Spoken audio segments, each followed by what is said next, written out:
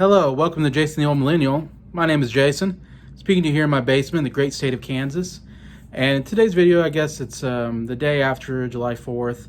So I hope everybody had a good July 4th, happy Independence Day here in America. Anyway, so this is the day after. I just wanted, it was one of these days I just thought about making a video talking a little bit about things that deal with Independence Day and July 4th holiday that just passed. I was at home yesterday, but I worked the night before, the night shift, so I slept through most of the day, but I was awake at night. I didn't have any fireworks. To be honest, I don't buy fireworks or ever shoot off fireworks, and I did as a kid to an extent, but I wasn't like a huge firework guy even as a kid. I don't think my parents were into it as much. But we used to always go to the baseball diamond back where I grew up, and they used to put on a fireworks show. And I remember having fond memories of going to the baseball diamond and watching fireworks. And I do love fireworks, the big ones, and enjoy seeing those go off, you know, when it's dark at night.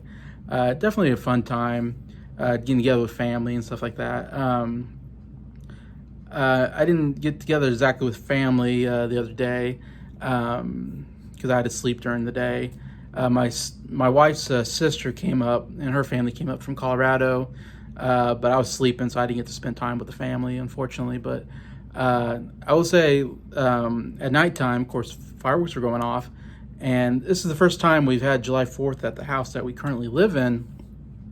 And I had two neighbors, or maybe only, like my neighbor just right next to me, basically, and then another just a couple houses from me on the other direction.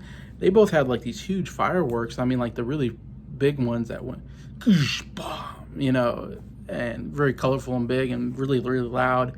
And so I had like two different fireworks going off pretty close to my house. It was kind of interesting. I don't think I've ever seen that before. So they were really loud, but they were really cool. So I went to my back porch and kind of stood there, my front porch. I went to my front porch and looked up, and I got to see, and that was really cool. That was like maybe the coolest fireworks I've ever seen in my life, just because I felt like I was so close to the action. It felt like it was just right next to me. Like these houses next to me were both had these really cool fireworks going off. Fortunate for my wife, I feel sorry for her. She was trying to sleep because she had work this morning, so I'm sure she wasn't too happy with all the loud, because it was really loud. And my dogs probably weren't too happy either with all the loud noises. They don't like that. But that was a cool experience for me anyways. I had a good experience there with that. But of course, July 4th is a time as an American. It's time to reflect on, you know, our independence, and, you know, and very patriotic day, you know, of being proud to be an American. And I'm a very patriotic American. I love America. I think it's the greatest country in the world. No offense to Canada or England or what other countries are out there that are watching this, but definitely love being from America, and very proud of our history and all that. And I don't know, I just also want to talk a little bit about my grandpa in this video. My grandpa Curry died 5 years ago on July 4th. So July 4th is also kind of a day to remember my grandpa, interestingly enough now. So some things I want to talk about. As I was thinking about making a video, I just kind of came up with these ideas today. I think of some things I have that I recommend that are kind of associated with patriotism and July 4th and all that. I was thinking about songs. For me, to me, my favorite song dealing with patriotism is "God Bless the USA" by Lee Greenwood.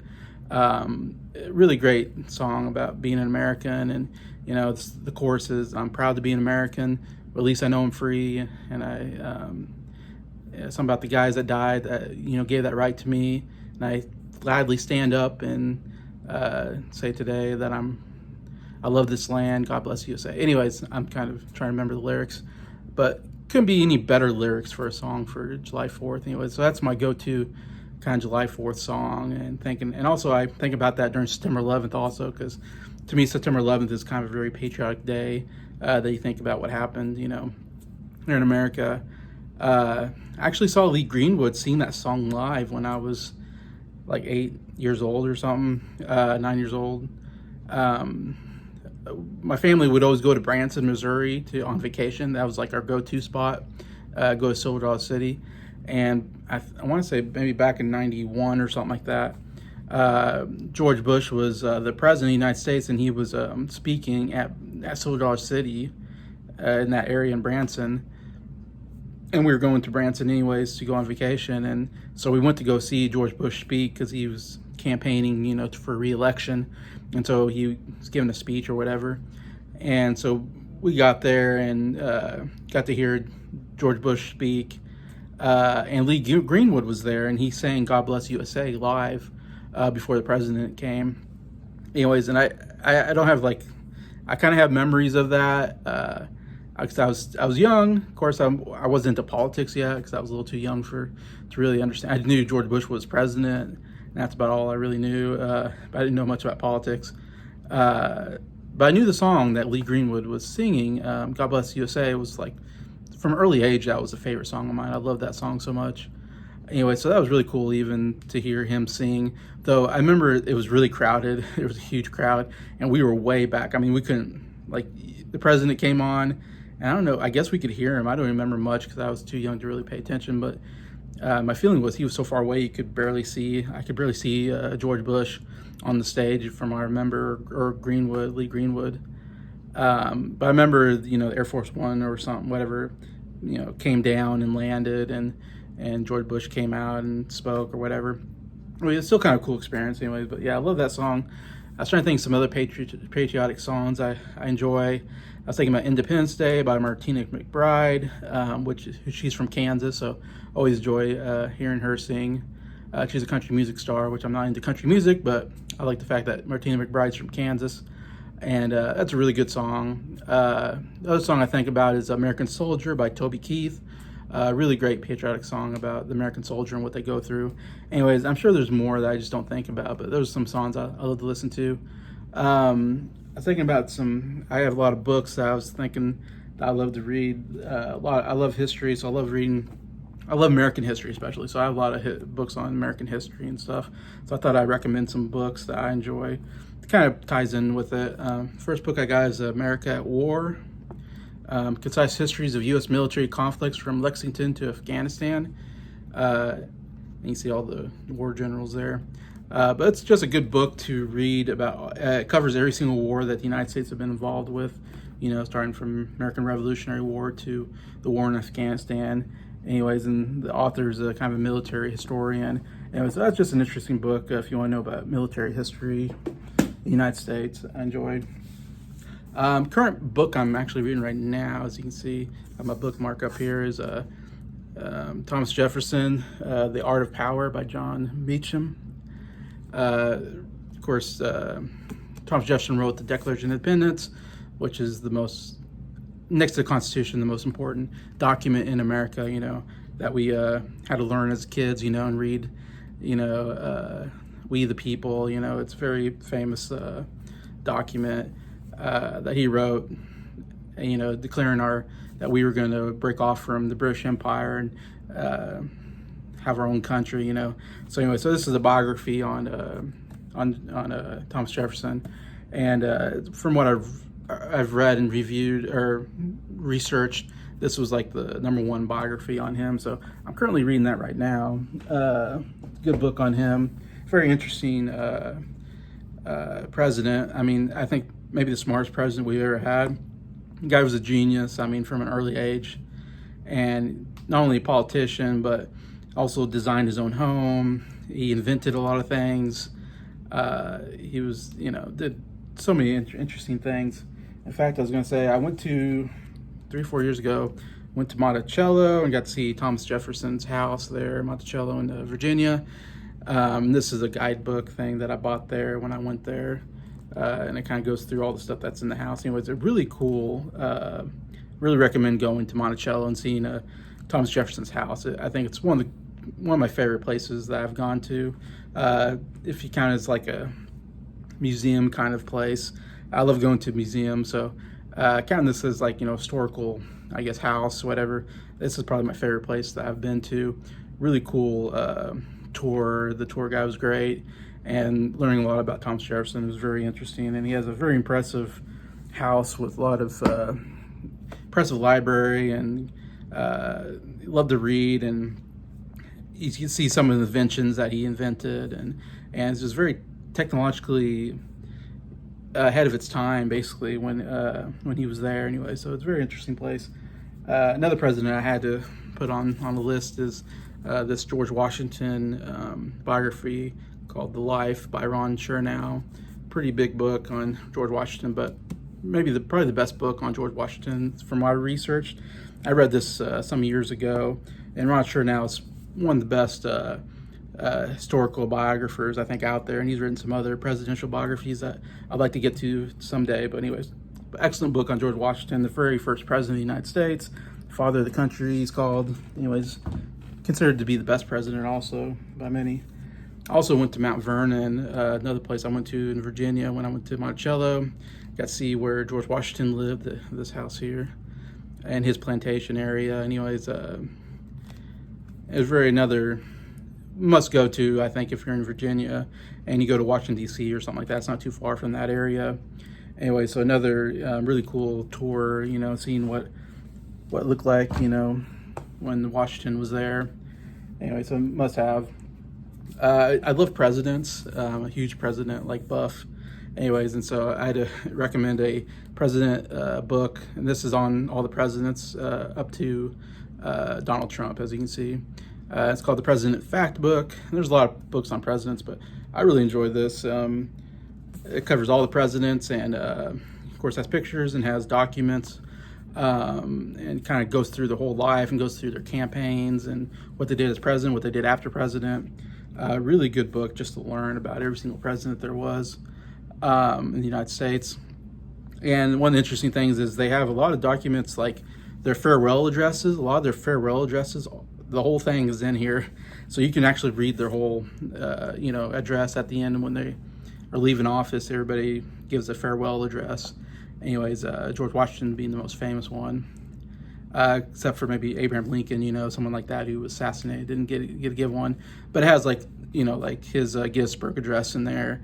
And so any famous speech that he gave is in here also, so that's really cool to read. You get the whole historical facts there. Not much as a historical book. This is maybe somewhat historical and political book called America, Imagine a World Without Her by Dinesh D'Souza. He also made a documentary named the same that I've seen. Pretty good, but I recommend this, even though it's more of a political book. It's a good book as an American, to me, one of my favorite books to read. Kind of explaining how America became to be and how it came to be this great power, and like I said, what would the world look like without America being the great power that it is, and the influence that it has over the world, and just what makes America different and special, I guess is kind of what it's about, and I enjoy that about it. And Dinesh D'Souza, probably heard of, he does a lot of documentaries, and he writes a lot of books and gives speeches, and he's interesting because he's from India. He was born in India, came to the United States, came to college, came here to go to college. He worked as a political analyst in the Reagan administration. And so he has this interesting outlook coming from a different country, coming to America and becoming American and being very proud of it. So I enjoyed that book quite a bit. And then I had to go through one of my favorite series is the Complete Idiot's Guide. I have a lot of these Complete Idiot's Guides books on historical things, like this one's on the American Revolution. I recommend these books because it's written, so if not to say it says Complete Idiot, so I mean there's still a lot of information in here, and there's a lot of you can learn a lot from these books, but it's written in a way that anybody can read it, I guess, and you don't have to be a scholar to really read it, and they read it in a pretty entertaining way, so it's pretty good to read. The last book I'm going to recommend, and I don't recommend books as much on here, but I love reading, so I just thought I got these books, might as well show them off and recommend them. And then my other one is Complete Idiot's Guide to American History, and goes through, of course, all the American history up to, I don't know, last couple years probably. Anyway, so another good book to learn about history of America. All right, my last recommendations are going to be some movies that I have that I was thinking ties in with the patriotism. There's a lot of patriot movies I don't have that I was thinking I'd probably talk about. Ones that I don't have, I was thinking American Sniper, really good patriotic movie about a real life sniper from America that's considered to have the most kills. Anyways, a very good movie. I think Bradley Cooper gave a great performance as the main character. One I recommend. Another one is Hacksaw Ridge, which is again about another World War II hero. He was a conscious objector, I think they call it. He didn't want to. He refuses to shoot a gun, but he still went to be in the military as a medic to save and help people, but he refused to shoot a gun. And a very interesting story. And I've read the book on that too, which I don't have anymore, but a very interesting book on Hacksaw Ridge. And now I'm forgetting the guy's name. I didn't look it up, but Andrew Garfield plays the main character and gives a great performance. And it's another great movie about her heroism and war, and one of the best ones I think on that. I think the other movie I was thinking I don't have is Patton. It's another really great movie on George Patton. And he's kind of controversial general, very bold, very blunt, and a very interesting character. And the movie is a very good movie. During World War II, he was a great general, and all that. And I recommend that movie too. Patton is an excellent movie, dealing with another historically famous general. Some movies I have that I was thinking that I would probably tie in with kind of a patriotism that I recommend is one is Mr. Smith Goes to Washington with Jimmy Stewart there, the Frank Capra film, a classic from 1939, one of my favorite films that I have. And it's you probably know it's Thomas Jefferson. It's Jim Stewart. He plays Jefferson Smith, and he becomes a new senator and goes to Washington D.C. for the first time. Never been there, and now he's named a senator, like a replacement senator, and he's kind of over his head because he's kind of this small town guy that coming to the big leagues, doesn't really know what he's doing, but he's a good guy. He has a good heart, and he wants to do good things. And it's the patriotic part to me is that he gets to Washington D.C. and he immediately goes on a tour to the National Mall and get to see all the of course this is before Vietnam, so it wasn't the Vietnam Memorial, but or the World War II Memorial. It was before World War II, really before we got involved there. But you probably had the Washington Monument and the Lincoln Memorials there, monuments there, and anyways, and it's so fun to watch. Or one of my favorite parts is him going around just being so excited to see all these American historical landmarks, and just how he comes off a very proud American throughout the thing, and he's trying to fight corruption in Congress, in the Senate, and which we still have today, of course. And so it's from 1939, but it feels like it could have been made today, because it's just about all the corrupt senators and politicians and big business and all that. But great scene where he's at the Lincoln Memorial, and a grandfather's he sees a grandfather telling his son about how great, Abraham Lincoln is. And anyway, so there's a lot of good patriotic stuff there in that movie. Another movie I was thinking of, I don't know, maybe this is a little bit leap, but I was thinking Rocky is a pretty good patriotic movie in a sense. Because it's about a guy who's given an opportunity, and they fight, I believe, on July 4th, on Independence Day is kind of the big fight at the end. And Apollo Creed comes out in the American flag trunks, and he's dressed like George Washington. He's kind of all this fanfare.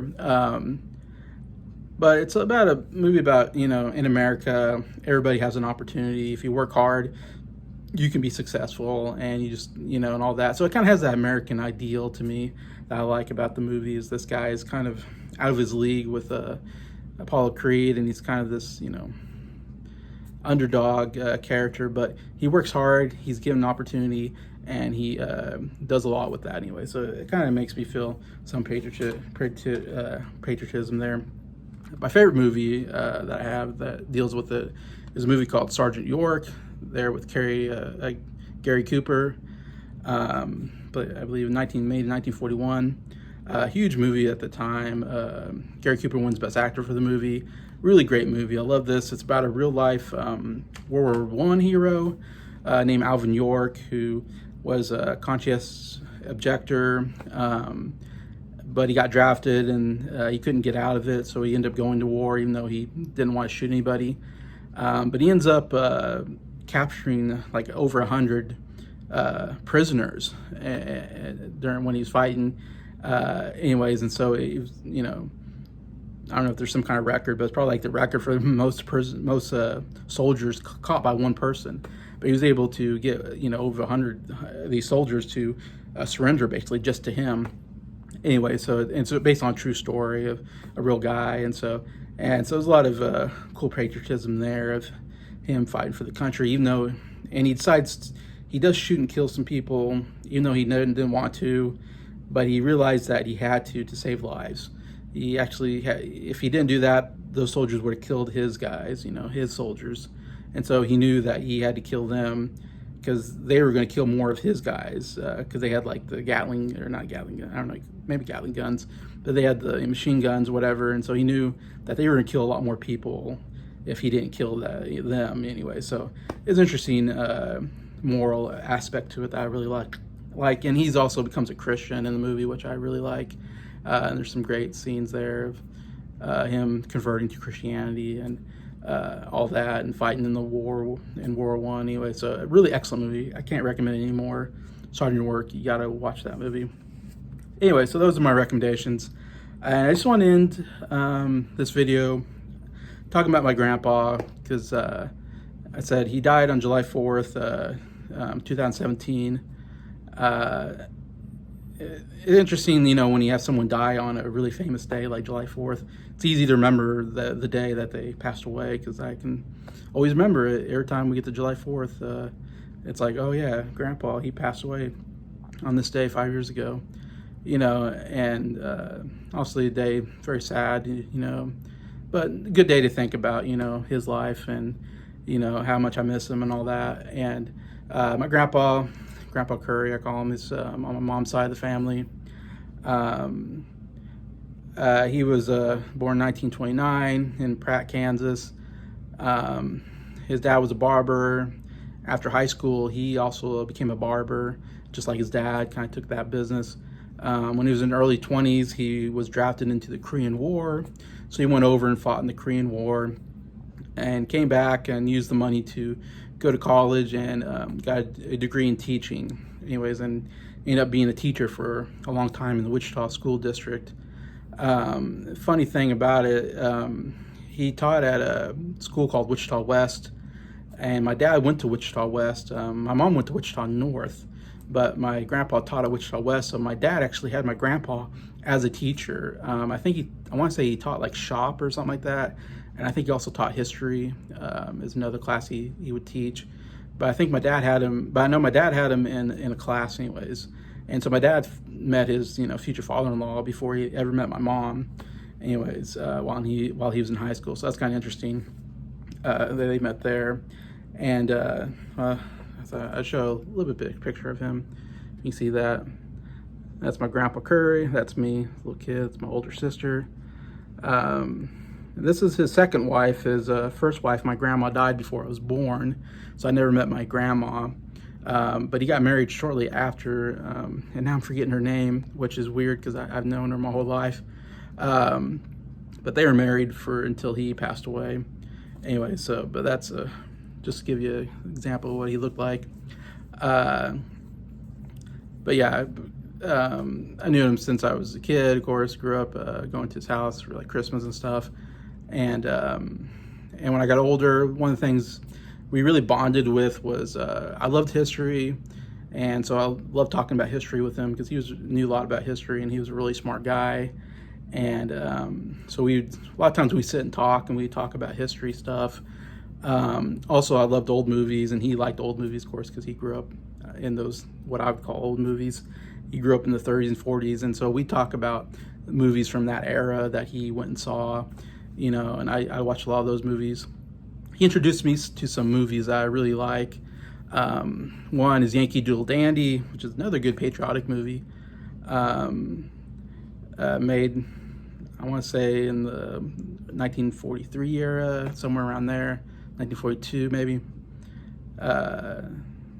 Maybe before that. I didn't look it up, but early movie. Now I'm forgetting the name. The main actor won Best Actor for the movie, and it's about a real life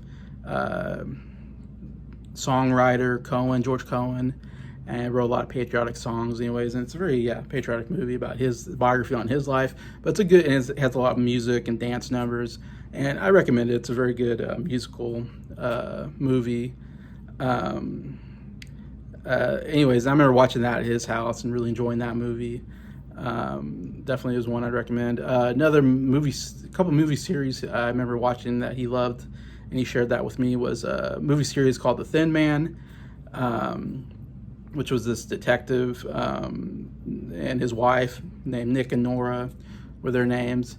Myrna Loy played the wife, and now I'm forgetting the name of the actor. I didn't look it up, but it's a series of movies that they made. I think they made 6 movies in total, and the first movie was called The Thin Man, and I think it was made like in 1936, 37, somewhere around there.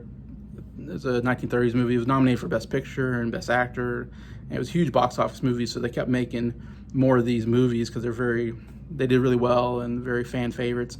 And they're detective movies where he's usually on vacation or something, visiting somebody, and then someone gets murdered, and then he gets involved with the case, kind of reluctantly, but he's really good at solving cases. So you get this whole murder mystery thing, and then it's also comedy. It's very funny, and especially between the Nick and Nora, the two main characters, are very, very good chemistry. Of course, they made a lot of movies together.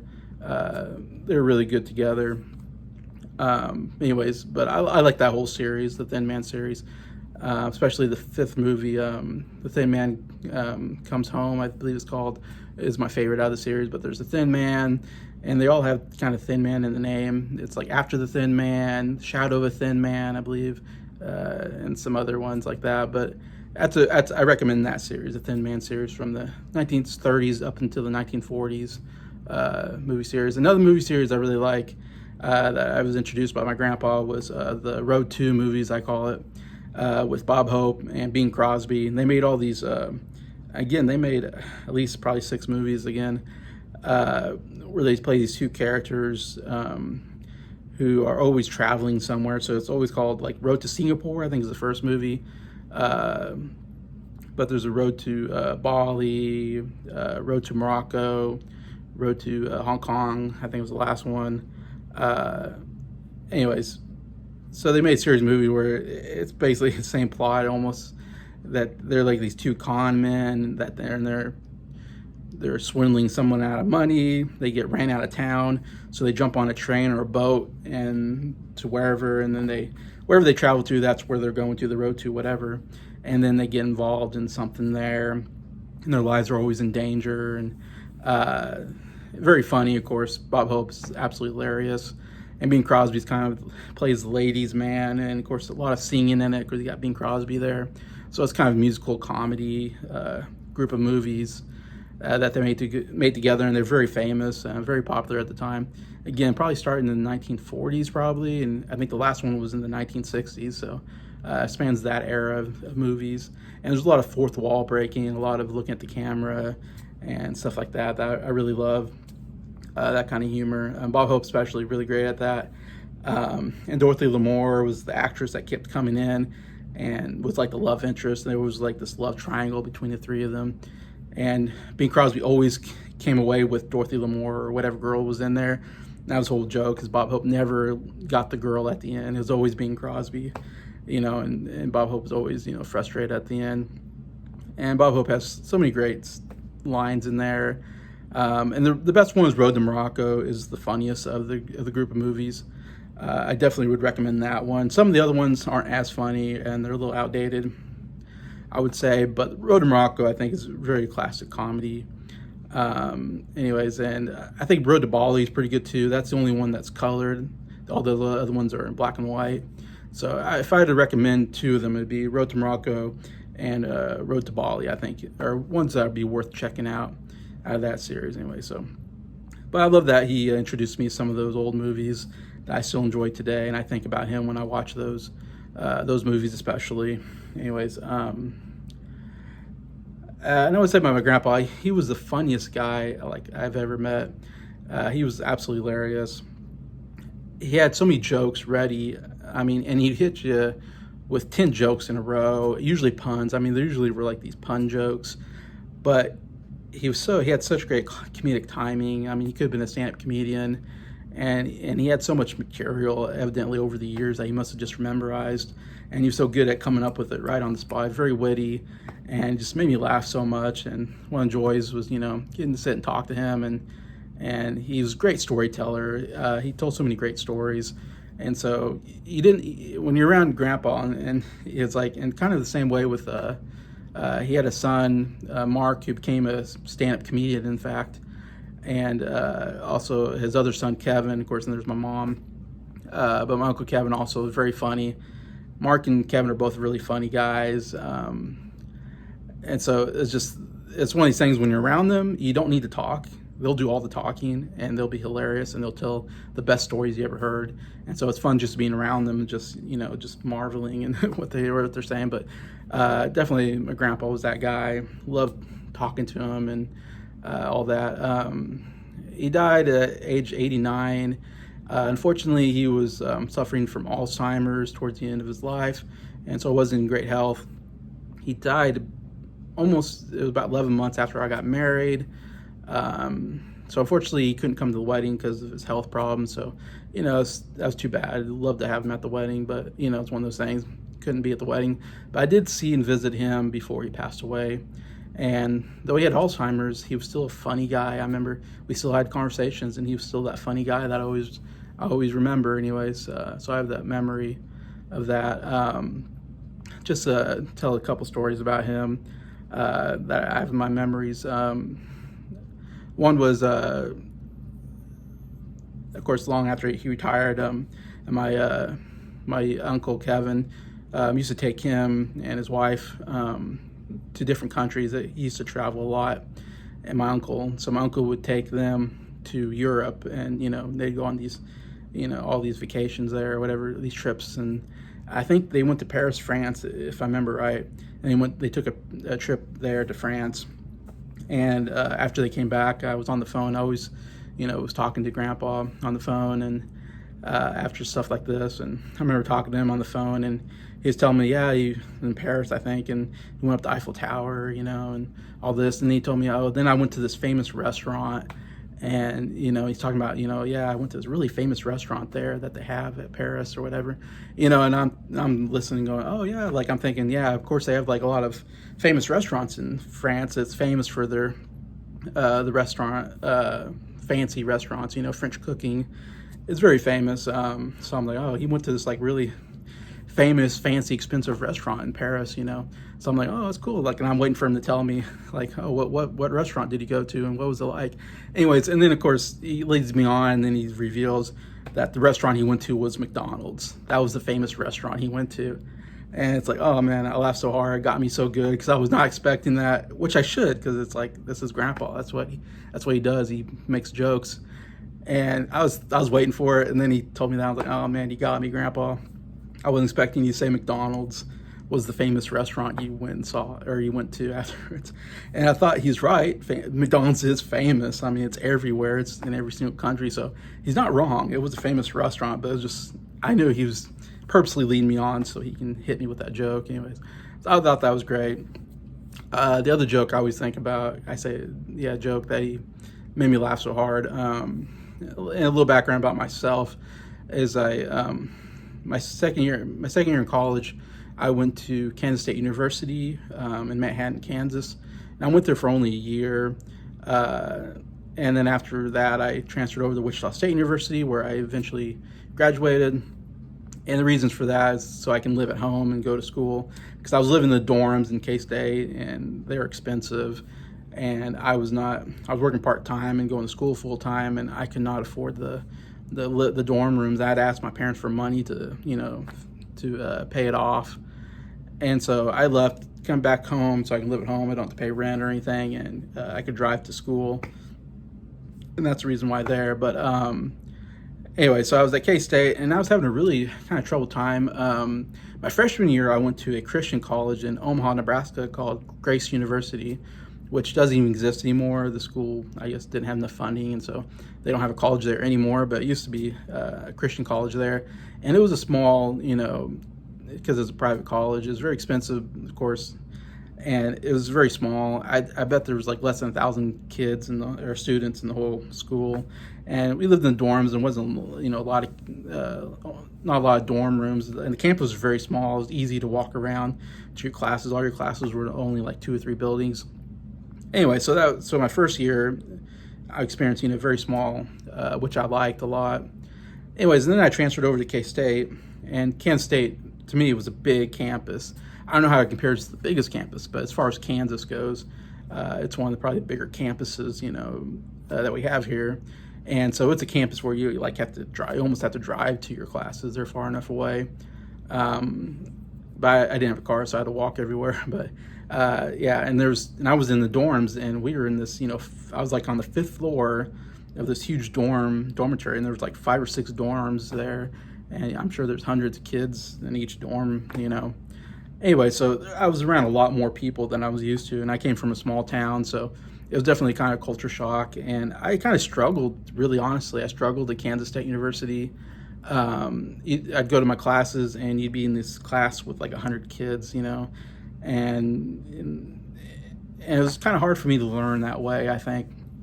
And it's hard to get to know the teacher and ask questions and all that kind of stuff. And you had to form study groups and stuff like that to be able to, really get by. And there's some classes that weren't that big, but I just remember just a lot more bigger classrooms and all that. Anyways, and I'm telling the story because when I was at K-State, I wanted to be a history teacher. That was my degree I was working on, and I eventually got that degree at Wichita State University, teaching history and government. It's a degree I got. Anyways, but when I was at K-State, and of course I'm taking a lot of history classes like that. And second semester at K-State, I took the History 2 class. Anyways, and I love history, love world history, love U.S. history. So it was really like, that's my kind of class anyways. But I had it was just the hardest class I ever had. And the history teacher, a really smart guy, but assignments were just so hard. The tests were hard. The tests were just essay questions. Like usually you get like multiple choice questions, and you maybe get a couple essay questions. But the test was like 5 essay questions or something like that. It was crazy.